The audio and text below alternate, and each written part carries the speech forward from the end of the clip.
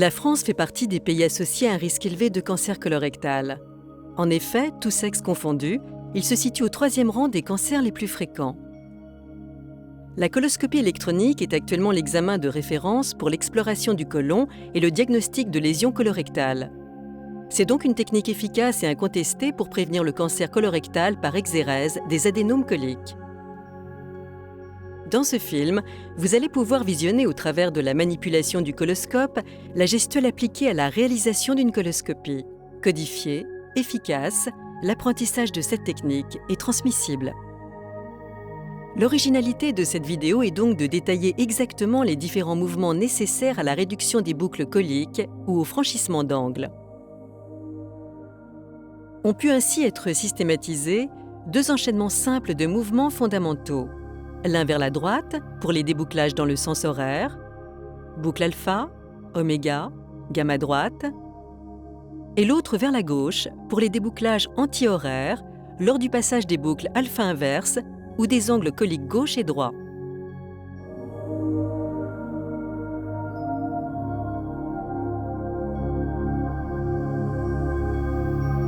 Pour comprendre l'existence des boucles coliques, il suffit d'observer la genèse du côlon. On note que chez l'embryon, l'endoderme est un tube rectiligne qui grandit plus vite que le corps de l'embryon. Cela entraîne des portions intestinales fixes, comme le rectum, le côlon ascendant et descendant, mais aussi des portions intestinales mobiles, accolées à la paroi postérieure, le côlon transverse, le côlon sigmoïde et l'intestin grêle. Ces portions mobiles sont à l'origine de boucles coliques.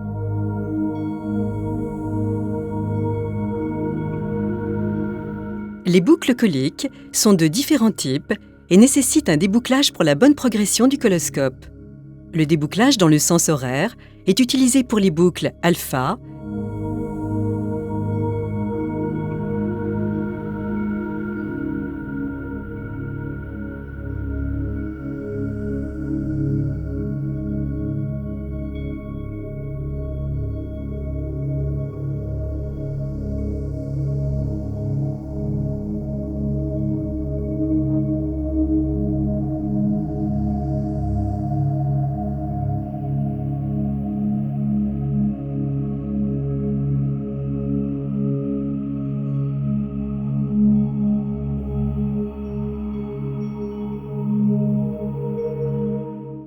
gamma droite,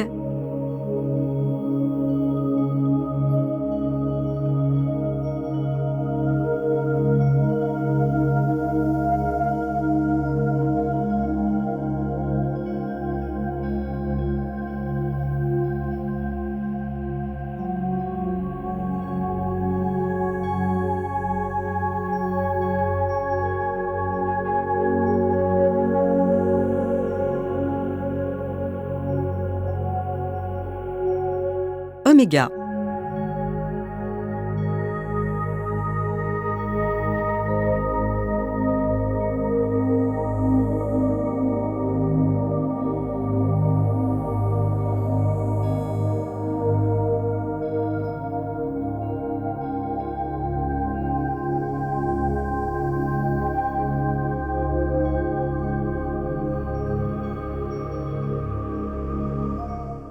Le débouclage dans le sens anti-horaire est utilisé pour les boucles alpha inverse, gamma gauche,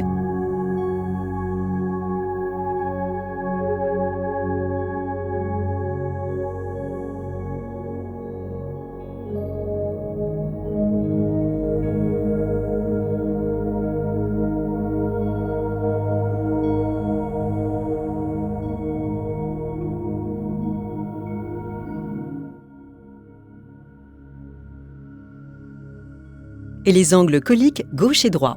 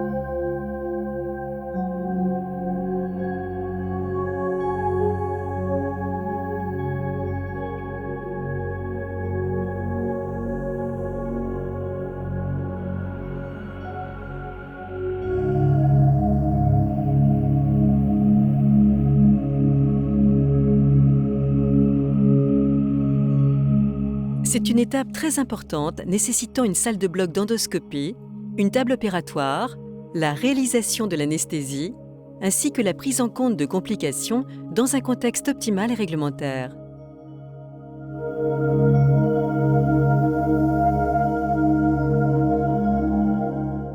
L'installation se fait avec le patient couché en décubitus latéral gauche. Ainsi, tout l'espace antérieur est disponible. Il permet à l'assistante d'aider sans contrainte dans les manipulations et donne accès à la tête du patient pour l'anesthésiste. Le patient est recouvert d'un drap qui est enlevé une fois que l'anesthésie a débuté. L'intérêt de cette organisation, c'est que jamais aucun fil ne se croise, car vous allez recevoir le coloscope par la gauche avec le câble du processeur, pour travailler ensuite avec la main droite avec le corps de l'endoscope. D'autre part, l'espace antérieur au patient est accessible à l'anesthésiste et l'aide en endoscopie et la poussée du coloscope est dans l'axe de la vision. De plus, la poussée de l'endoscope se fait dans l'axe du patient. Si la colonne était de l'autre côté, vous seriez gêné à chaque examen par le câble du processeur passant au-dessus ou au-dessous du corps de l'endoscope. La position la plus rassurante est le décubitus latéral gauche, mais il pourra être nécessaire lors de l'examen de pouvoir aisément mettre le patient en décubitus dorsal pour différentes causes, comme par exemple boucle, liquide résiduel au retrait dans le côlon descendant, ou inversement si l'examen est débuté en décubitus dorsal.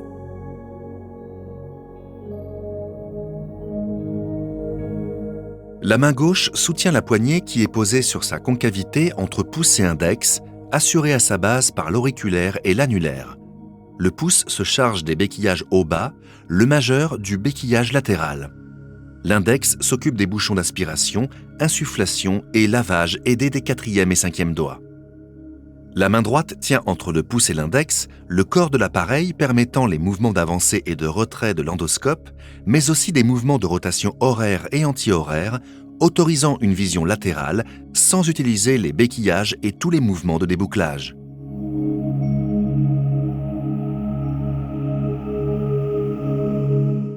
En phase de progression ou retrait, on utilise une garde longue par une prise de l'endoscope alignée en droite ligne, loin du patient.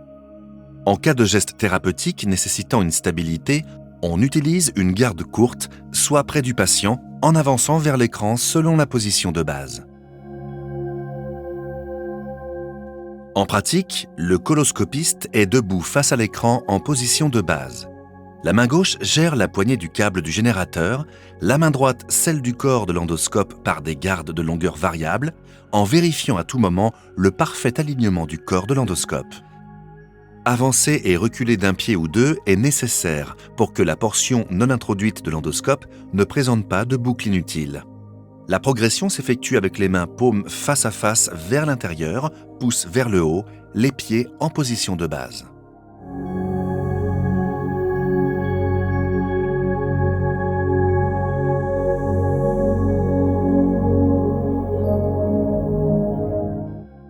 Dans le pelvis, le coloscope longe la concavité sacrée.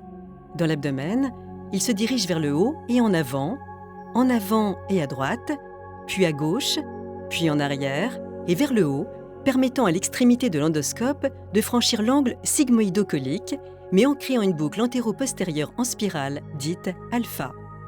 La palpation abdominale associée a pour but d'empêcher une boucle de se former ou de se reproduire. Elle permet de tenir les zones de côlon non fixées. Le sigmoïde est maintenu en palpant dans la fosse iliaque gauche, le côlon transverse en palpant la région ombilicale médiane, gauche. La boucle alpha est une bonne boucle. Elle épouse l'anatomie du sigmoïde avec une bascule antérieure de la portion haute de l'anse. Sa réduction facilite l'accès au côlon gauche. Il est préférable de réduire cette boucle dès le franchissement de l'angle sigmoïdo-colique par un retrait progressif associé à une rotation horaire de 90 degrés du corps de l'endoscope vers la droite. Le côlon devient alors rectiligne et la poussée efficace avec un ratio de 1/1. Le risque de récidive nécessite une compression manuelle abdominale. Dans les cas complexes, on appuie sur différentes parties de l'abdomen et lorsque l'endoscope progresse, c'est que l'on a trouvé la zone d'appui efficace. Pour réaliser harmonieusement ce débouclage alpha, les mains et les pieds vont évoluer selon un schéma reproductible et applicable au débouclage horaire pour les boucles gamma droite et oméga. Cet enchaînement peut se résumer en 2 mouvements A et B à partir de la position de base. A. Les mains, initialement paume contre paume, en avant au niveau de l'abdomen, s'écartent vers la droite avec une pronation progressive de la main gauche qui viendra paume vers l'arrière au niveau de la hanche droite, puis vers le bas après l'épaule droite. La main droite s'écarte parallèlement en arrière de l'épaule droite avec un mouvement de supination progressif, la conduisant paume en avant au niveau de la hanche droite, puis paume en haut au-delà de l'épaule droite. Au niveau de la hanche droite, les mains sont paume contre paume et perpendiculaires à l'axe du corps. Au même moment de la rotation du tronc, des bras, avant-bras et mains vers la droite, le pied droit fait une rotation externe à 90 degrés vers la droite et se trouve dans le même alignement que les 2 mains lors de leur passage au niveau de la hanche droite où elles sont parallèles, paume contre paume. Main gauche, paume en arrière, main droite, paume en avant. Le pied gauche reste sur la même ligne pendant ce mouvement et le pied droit à 90 degrés même quand les mains ont franchi l'épaule droite.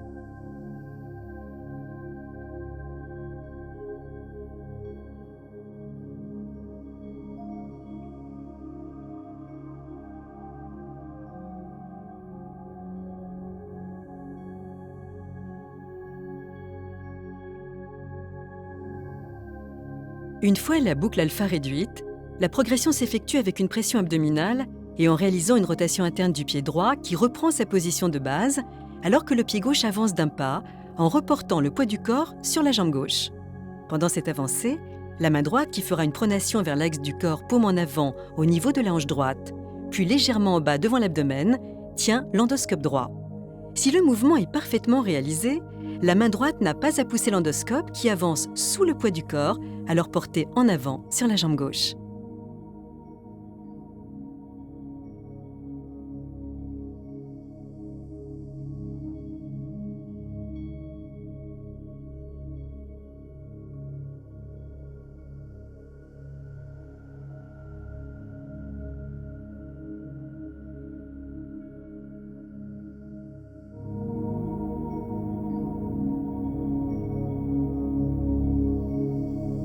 Nous venons de visionner le débouclage horaire d'une boucle alpha. Celui des boucles gamma droite et oméga est identique. Concernant le débouclage antihoraire angle gauche et angle droit, le mouvement est similaire dans l'autre sens.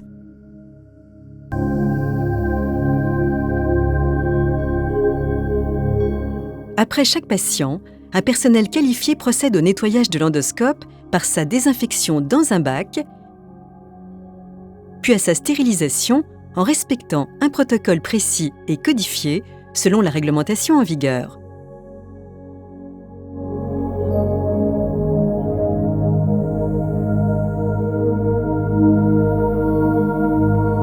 Décrypter la coloscopie et en analyser chacun de ses gestes de base permet de parfaire chaque examen qui peut être potentiellement et de façon imprévisible, techniquement difficile. Les enchaînements vus y contribuent. Ils sont simples, particulièrement efficaces dans la réalisation d'une coloscopie et reproductibles à chaque examen.